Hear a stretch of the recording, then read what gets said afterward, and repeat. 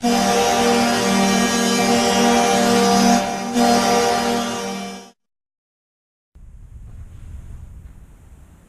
everybody, Carl here for the third sports nutrition education models of the Utah Outliers, and today we're going to talk about the third macronutrients, which is fat.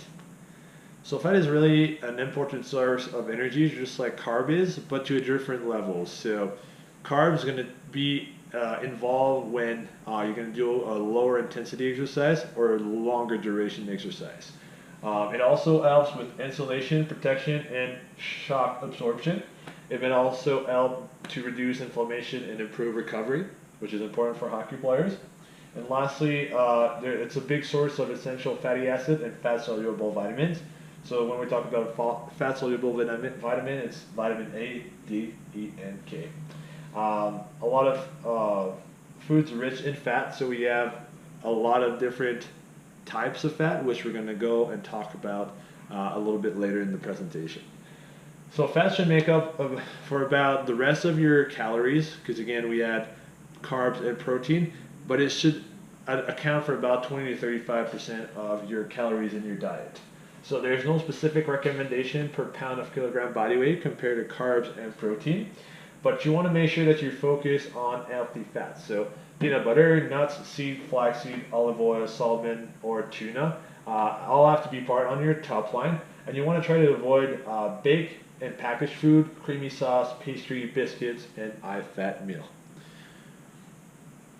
So, like I was mentioning earlier, fat has a big role into the energy system, but it's mainly based on low intensity, long duration. So as the increase of intensity goes up, the decrease in fat utilization goes down, and then carbs comes in, right? Because we mentioned that at high intensity, carbs are going to be your main source of fuel, but also duration. So as the duration increases, there is a relative increase in fat utilization. So if you go for a long run, the odds are at a low intensity, the odds are that you're going to use fat a lot more than carbs.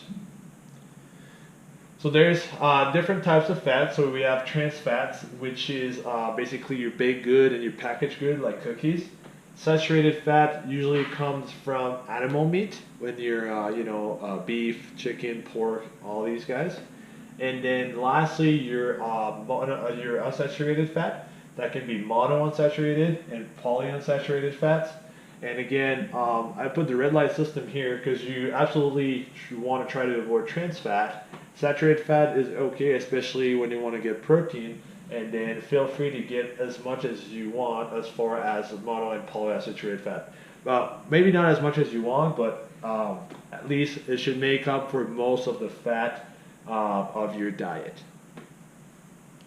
Again, a couple of food to emphasize. So fish is a really good source of omega-3 fatty acid for DHA and EPA, which are two different kinds of omega-3 fatty acids.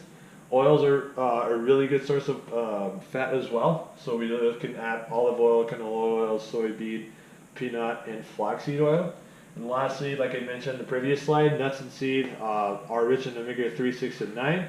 Are really some food that you should get in your diet. So in conclusion, fat is a really important component of someone's diet because it has a lot of essential nutrients for human, and it plays an important role in many body functions, from providing energy to internal organ protections.